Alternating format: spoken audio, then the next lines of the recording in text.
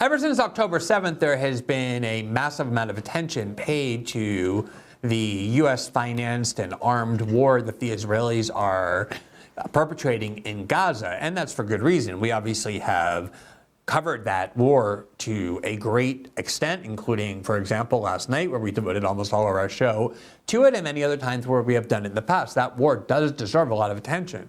It's a war funded, armed, financed, and diplomatically enabled by the United States. Obviously, anyone who's an American journalist covering American news ought to be covering that war extensively. But the other war that the United States is funding and financing and arming, which is the NATO war against Russia taking place in Ukraine, is still a war that is not just ongoing, but often getting more and more dangerous. And yet there's not very much attention paid anymore to that war, in part because it's just become so normalized. It's become part of the woodwork of American foreign policy. It's just going to be one of those endless wars that we support indefinitely, in part because Israel has distracted from it, but also because I think there's an effort to ensure there's not much attention paid to the war in Ukraine, because it is not a static war. It is getting more and more dangerous, and most importantly, and alarmingly of all, it involves rapid escalation between the two countries that, just by the way, have the largest nuclear stockpiles of any country on the planet, which is the United States and Russia, that still operate on archaic and hair-trigger systems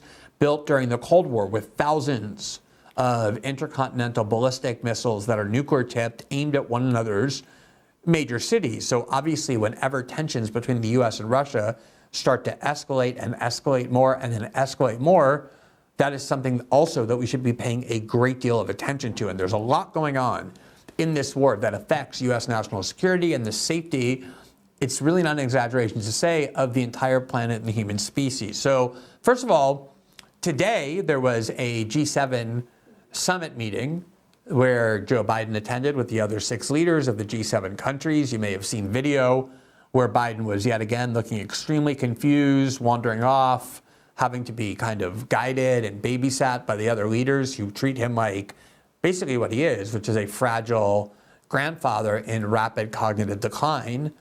And at this G7 meeting, the United States signed a side deal with Ukraine. Obviously, Ukraine is not part of the G7, but Zelensky was there, and part of why they were there were to get more money from the G7, which they did, another $50 billion in loan guarantees, but also in order to sign this 10-year security agreement with the United States, where the United States is committing now to defending Ukrainian national security for the next 10 years. So here is the Guardian article from today that describes what it is that happened. You see it on the screen. Joe Biden says democracies can deliver as G7 agrees to $50 billion Ukrainian deal. The president hails a breakthrough as U.S. and Ukraine also announce a 10-year bilateral security agreement. And the article explains, quote, Joe Biden claimed democracies can deliver as he announced the leaders of the G7 Western countries, Western economies had finally reached an agreement that will mobilize an extra $50 billion of aid to Ukraine using frozen Russian state assets. Speaking at the G7 summit on Thursday, Biden hailed the breakthrough as he met Ukraine's president, Vladimir Zelensky, and announced the two countries had also signed a 10-year bilateral security agreement, ending 12 months of difficult negotiations. Biden said arrangements were being made to provide Ukraine with 5 Patriot missiles defense systems, saying, quote, everything we have is going to Ukraine until its needs are met. The Ukrainian leader, President Zelensky, described the security guarantee as, quote, a very detailed, legally binding agreement that lasts not just for the duration of the war, but afterwards too. He said the deal covers intelligence cooperation and the strengthening of Ukrainian defense interests. And then here from CNN, added information about this 10-year security deal. And think about this.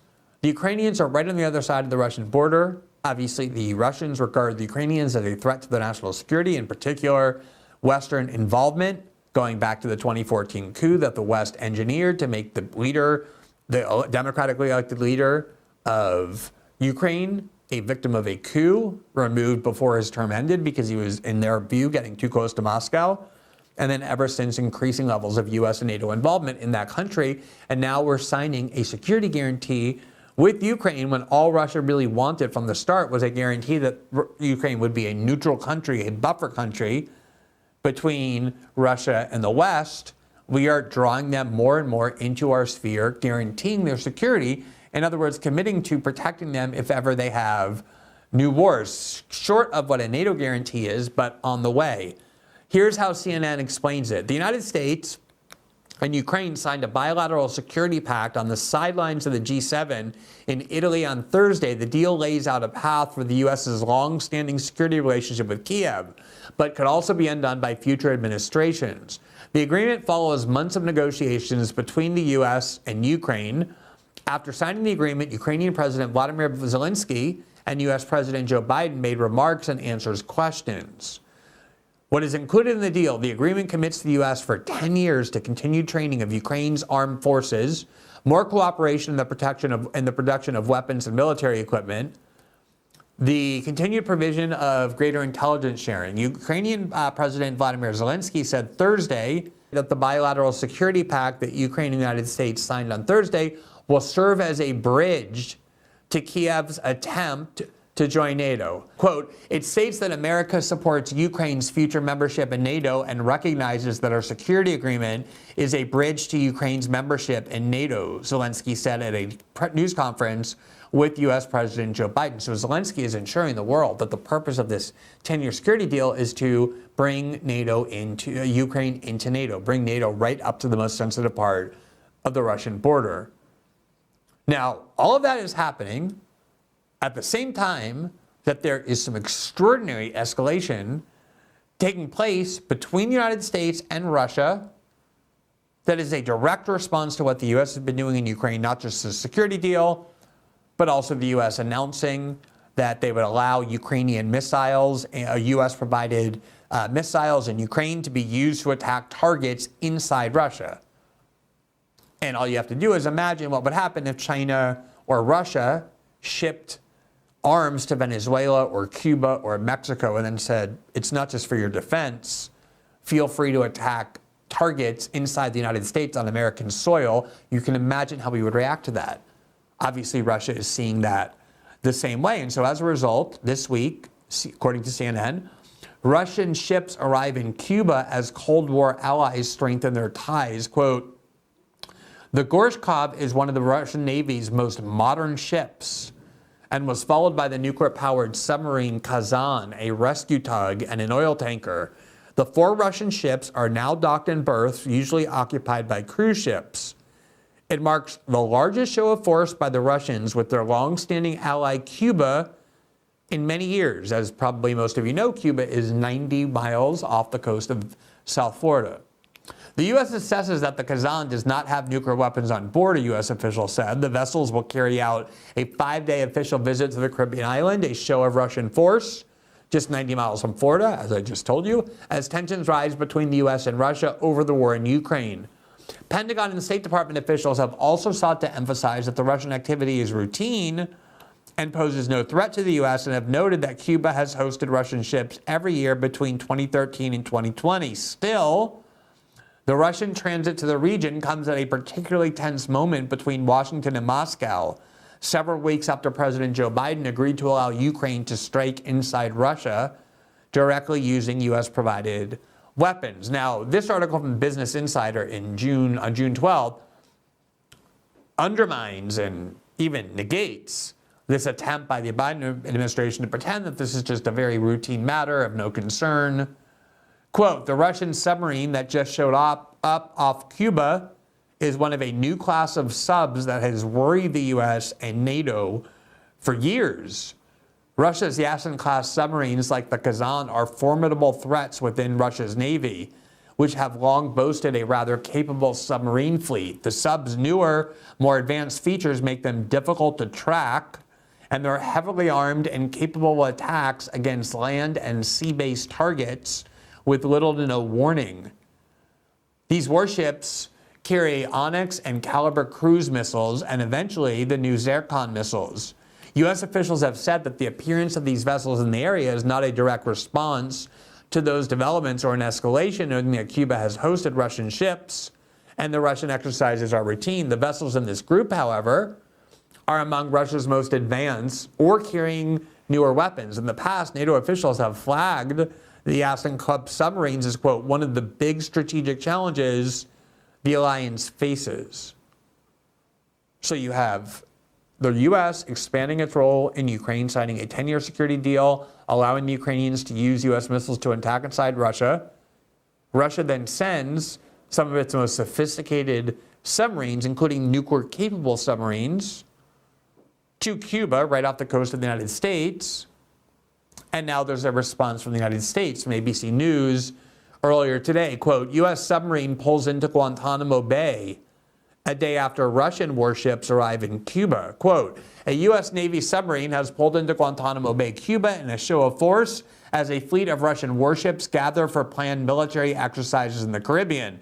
A U.S. Navy submarine has arrived in Guantanamo Bay in a show of force as a fleet of Russian warships gathered for planned military exercises in the Caribbean. U.S. Southern Command and the USS Helena, a nuclear-powered fast attack submarine, pulled into the waters near the U.S. base in Cuba on Thursday, just a day after a Russian frigate, a nuclear-powered submarine, an oil tanker, and a rescue tug crossed into Havana Bay after drills in the Atlantic Ocean. Now, obviously, when the U.S. and Russia start playing games with nuclear submarines off the coast of Cuba, that ought to be very alarming to anyone who has even a minimal understanding of Cold War history. Because again, while I wouldn't equate this to or even put it in the same category yet as the Cuban Missile Crisis, the Cuban Missile Crisis came very close to blowing up the entire world. And although it included the basing of Russian nuclear missiles in Cuba at the request of the Cuban government, many of the factors that almost led to an unintended or miscommunication-based nuclear exchange involved Russian submarines in the vicinity of U.S. submarines. It's an incredibly dangerous game to be playing. And it's been so predictable from the start that things like this would happen, and there's no explanation about what justifies taking on a risk like this. Now, at the same time, from CNN yesterday, the U.S. lifts a ban on sending weapons to Ukraine's Azov Brigade. The ban, which had been long in place, called the Leahy Law, prohibits any military assistance or training to be provided to foreign units held responsible for human rights violations, according to the U.S. State Department. And a lot of people have been wondering why that Leahy Law that bans U.S. arms to human rights violators doesn't prohibit the U.S. from sending arms to Israel. But the U.S. government has determined in the past that it does prevent them from sending arms to the Azov Battalion. Quote, the battalion, named the 12th Special Forces Azov Brigade, was integrated into the Ukrainian National Guard in 2023 after the initial formation dissolved. The unit has been praised for its role in the fight against Russian occupation. The unit welcomed the lifting of the ban to receiving security assistance from the U.S., saying in a statement Tuesday, quote, this is a new page in the history of our unit. In other words, this battalion that has long been described as a very dangerous neo-Nazi force, the dominant strain of fighters inside Ukraine, to the point where the U.S. government had put it on its banned list for any weapons or money going to it. Now suddenly they've turned that Azov battalion into heroes who the U.S. is now openly arming and funding. Again, one of the main concerns that Russia said it had with this war is the presence of neo-Nazi units. Obviously, when Russia hears about Nazi or neo-Nazi loyalists right in their region on the other side of the border, given the major trauma that country suffered from the war against Nazis in World War II, that's something that the Russians are going to take very seriously. So it's a series of escalations all happening at once, resulting in some extremely dangerous moves, including the deployment of nuclear submarine or nuclear-capable submarines to Cuba by both countries. Now, to help us understand all of this, Lev Golinkin is a Ukrainian-American journalist and author born in Ukraine. He has always had an important and relevant perspective on the war in Ukraine. He has written some of the most insightful and heterodox and, by the way, informed articles about Ukraine and the war and the U.S. funding over the last 2.5 years. He frequently writes for journals like The Forward of the Nation. He is the author of a book as well titled A Backpack, a Bear, and 8 Crates of Vodka. We are always happy to have him on our show. It always helps illuminate what's going on in Ukraine. Lev, it's great to see you. Good evening. Thank you for taking the time to join us tonight. Thank you for having me. So let's begin with the last issue that I just discussed, which is the U.S. lifting of this long-standing ban on providing arms and funds to the Azov Battalion on the grounds that, as everybody said, for a full decade until February 2022, was an actual neo-Nazi group, a serious menace inside Ukraine. I want to show you, because there was a foreign policy group, Just Foreign Policy, that criticized the government's lifting of this ban. It was through Eric Sparling, who's with Just Foreign Policy, and what he said, and we have the tweet on the screen, citing the New Washington Post article, UF lifts weapon ban on Ukrainian military unit, meaning Azov. He said, quote, "We've talked about neo-Nazis before in Ukraine. Something the government, sorry, let me just see this tweet here. He said, Azov was barred about a decade ago from using American arms because they determined its founders were racist, xenophobic, and ultranationalist. Quote, we cannot ignore our values. We must live up to them, quoting the State Department. And then the State Department responded to him, essentially justifying why this wasn't a contradiction of what they said. And if we can put that tweet on the screen, they said, fact check for you. The U.S. government never provided support to the now disabled militia known as the Azov Battalion. In contrast, the 12th Special Forces Azov Brigade received arms and equipment after successfully completing necessary security force vetting. So they say 2 key takeaways. One, the 2 units are not the same, despite persistent Russian disinformation to conflate them, and we are living up to our values. So what they're saying, Lev, as you know, is, look, there was this thing called the Azov Battalion. We warned it was a neo-Nazi dangerous group for over a decade, but now it rebranded. It's called the Azov Brigade, a totally different organization that is fully consistent with our principles and our values, and that's why we can arm it. What do you make of that defense? It's getting to the point where North Korea would be embarrassed to have the kind of propagandists that the State Department has, okay? Because don't take Lev Golinkin's word for it. Don't take Glenn Greenwald's. Azov itself just celebrated their 10-year anniversary from the founding of the original 2014 battalion. Okay? The government of Kyiv, the government of Ukraine also celebrated their founding. So according to the State Department, Azov itself is now part of the Kremlin propaganda. The group that Azov itself admits that it is the same thing as the 2014 battalion. So the State Department is now lying at the point at which even Azov is not descending to. It's and this is the same institution that's telling us to care about disinformation, to care about truth and facts. So this and they're lying at a point where even, like I said, even Azov itself admits that they're the same thing. And of course, in U.S. liberal discourse and U.S. discourse generally, obviously the worst thing you could possibly be or be called is a Nazi. People are frequently called Nazis inside the United States for having conservative views or views. These are, then they kind of meet the real deal Nazis, like the ones with Nazi collaborators as heroes on their wall, like Stepan Bandera, and all kinds of Nazi insignia that the Azov Battalion and Brigade have been caught wearing. Its leaders still openly do those sorts of things. So let's show the tweets that you were referring to by Azov. So as we mentioned, the Twitter feed of what was the Azov Battalion is now rebranded the Azov Brigade, which the U.S. government says we can arm because it's a brand new, fully vetted organization that has nothing to do with the prior one called the Azov Battalion. And yet, as you say, we have this tweet on the screen from the Azov Brigade. Azov, 10 years. They're celebrating their 10-year anniversary, which is very strange for a group that was just newly created. Quote, this is the path from a few dozen volunteers who had only motivation in faith and justice to a special purpose brigade, one of the most effective units of the Defense Force. It celebrates all the places that they have been fighting in.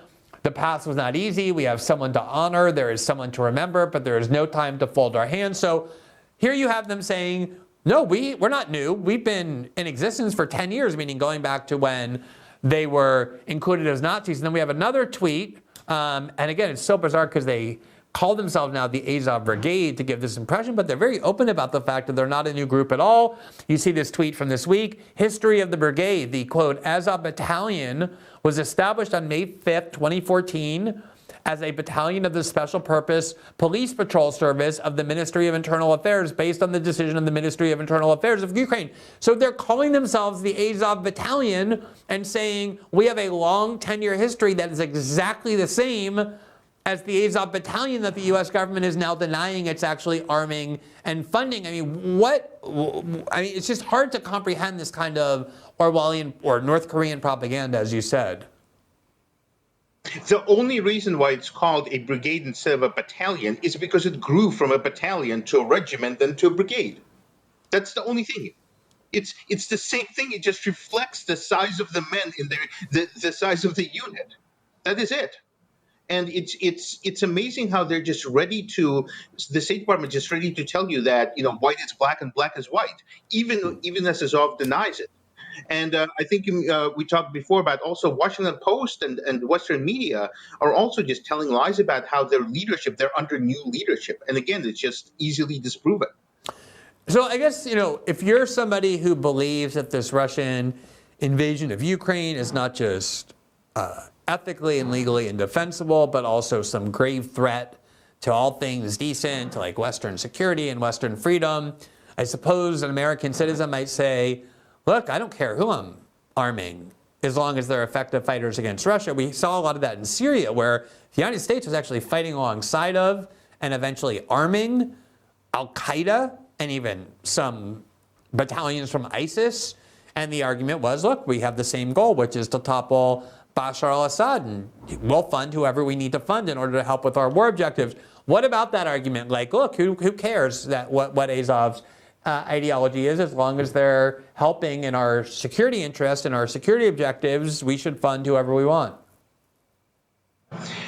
The problem is that the Biden administration and pretty much the Western establishment for the past 6-7 years has created this paradigm of we are on the brink between democracy and fascism.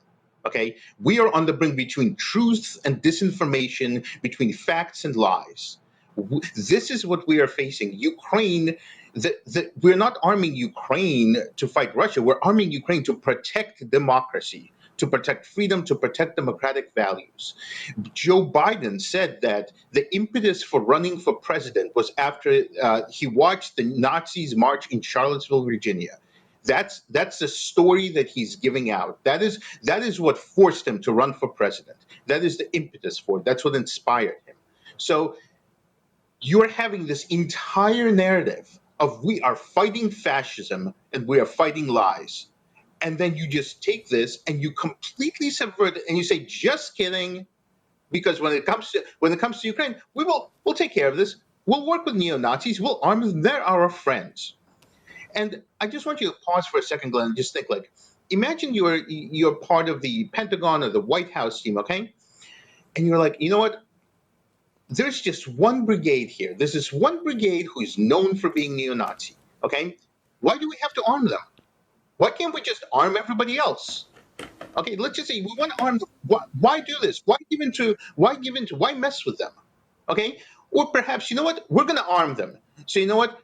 Why don't we say, hey, you guys, you have to at least change your symbol. The neo-Nazi symbol that you use, you have to at least change it. Okay? Right, like maybe a condition for arming them could be that they no longer use neo-Nazi insignia, that they no longer revere and treat as heroes people who collaborated with, massacres of Jews inside Ukraine, like Stepan Bandera. Like maybe they could at least make those kind of symbolic concessions, but we don't even demand those. They are not even giving the most idiotic, simple meaningless things. Even that, they're not even trying. That is what kind of baffles me. I think it's the big lie notion, the Joseph Goebbels thing, that if you're going to lie, make it as big and proud as possible. And that's what they're doing. They're leaning in, I guess, as the term today goes, because they're not. They could have just asked for a couple of simple little things. Okay, they could take a picture of their leaders holding the White Fragility book. Okay, like do at least something to try, but they're not even trying.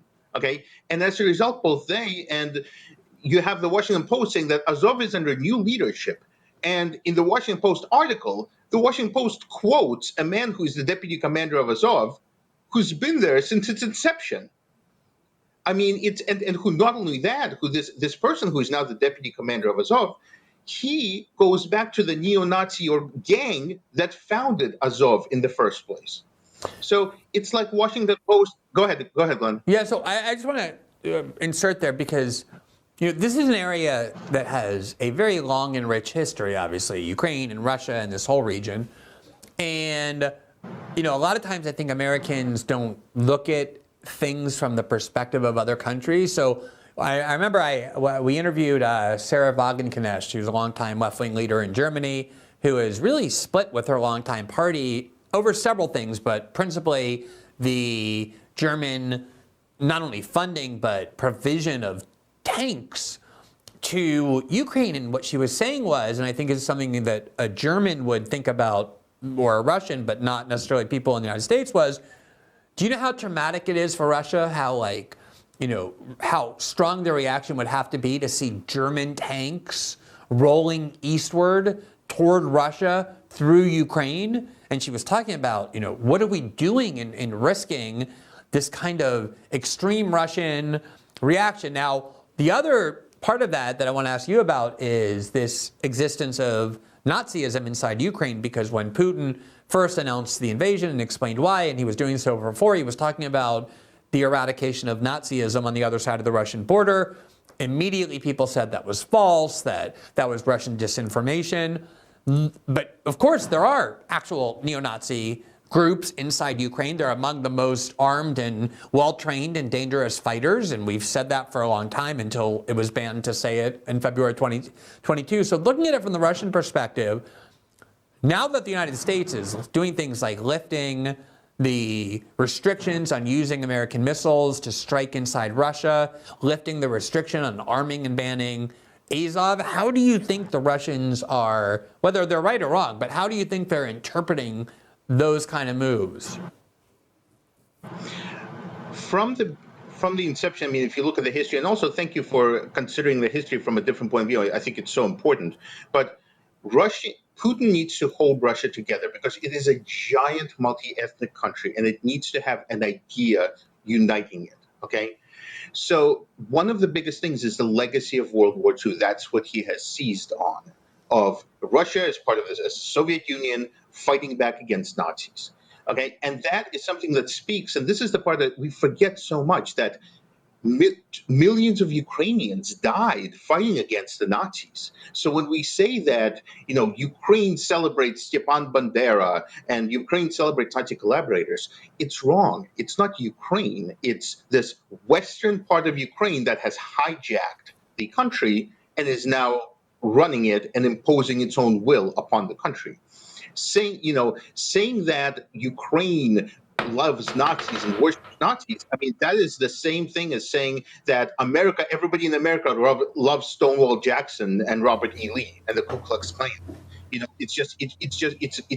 It's a denial of reality. But for Russia, Putin needed something to unite the country, and in the Russian spirit, in the Russian mindset, one of the things that really encourages people and fires people up is the notion of everybody's against us, of we have our back to the wall. So certainly the images of German tanks flowing across Ukraine to Russia, certainly the notion of the West combining and this being a war of NATO on Russia, that is helping get the support for the war because Russia's suffering a lot of losses as well. So that's go ahead.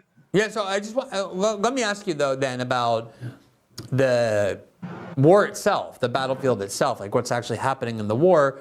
from the very beginning, there was a big doubt about how Ukraine could possibly win, especially given the way NATO and the United States defined victory, which was the expulsion of every last Russian troop from every inch of Ukrainian soil, including Crimea. It was a maximalist version of victory that seemed to be a pipe dream at best and a very dangerous goal, more accurately. For a while, including when we were talking, the war was kind of frozen. It was sort of stagnant. The front line wasn't moving. Lately, though, it's pretty clear that the Russians have some kind of an upper hand. They've been advancing. The Ukrainian front lines are starting to crumble. What do you make of where this war is and where it could possibly go? Because on the one hand, you have the Russians saying we will never accept, obviously they're not going to ever give up Crimea, and unless Ukraine becomes neutral when they're going in the opposite direction, will never accept that leaving the eastern province of the Donbass and those other provinces, whereas NATO and the US says we will never accept anything other than a full Russian withdrawal from Ukraine. Where is the war in your view, and what possible ending could it have in the near future? Well, the biggest problem with Ukraine, it's not the weapons, it's the people who hold the weapons, because they're running out of men. And the average age is something like 43. It's of the fighters there, and there's stories of them. There's videos every day coming out of them of press gangs rolling through Ukraine, snatching men off the streets and just throwing them in vans and off to the front lines.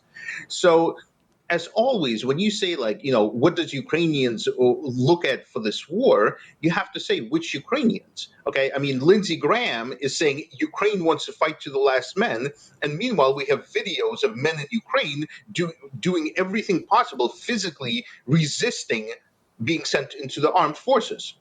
So it's two completely different things. And what you have is Russia has the advantage of time because they just have more men to die. And the more Ukraine pushes, eventually just going to be a question of who's Zelensky going to fight with. And this brings us to our most dangerous point, because we are now talking about France and the Baltic states sending in advisors and troops into Ukraine. And that is getting us into a very dangerous World War III point, because we're going to have now a situation in which when Russia is going to be firing on Ukraine, there's going to be Western troops involved on the ground. That is, I think, one of the most dangerous things imaginable there. And to me, another thing that's comparable to this is the fact that, you mentioned the Cuban Missile Crisis, okay? 1962. So the difference between the Cuban Missile Crisis and now is that the Cuban Missile Crisis was run by adults. As Steve Cohen, as my mentor Steve Cohen would always talk about it, he would say that Kennedy asked for dissenting opinions, for what are all the options, what are we going to do, and throughout the Cold War, it was run by people, even when things were very, very tense. There were still people who are running the war on both sides who are adults and who understood that we do not want to burn ourselves to a nuclear crisp, and that is absent. The war is now being run by people who are like, oh, you're too chicken. It's being run by the Lindsey Grahams of this world. And that is a terrifying thing, because these people are dangerous. And what they're doing is, the more men Ukraine loses, the more men are going to pour in from other Western countries. And what happens then, we don't know. Yeah, absolutely. Lev, it's always great to speak to you. It's actually refreshing to hear from people who actually have an understanding of Ukraine, who have an understanding of the region. It's so notable how rarely the corporate media includes people who both have an expertise of the region and who have a different view than U.S. and NATO foreign policy and the narrative that they insist upon in order to keep that war going. That's, I think, why independent media exists, and we are always thrilled to talk to you. Hope you stay well. Thanks so much for taking the time tonight. Thank you so much, Glenn. Yeah, Take have care. a great evening. Thanks for watching this clip from System Update, our live show that airs every Monday through Friday at 7 p.m. Eastern, exclusively on Rumble. You can catch the full nightly shows live or view the backlog of episodes for free on our Rumble page. You can also find full episodes the morning after they air across all major podcasting platforms, including Spotify and Apple. All the information you need is linked below. We hope to see you there.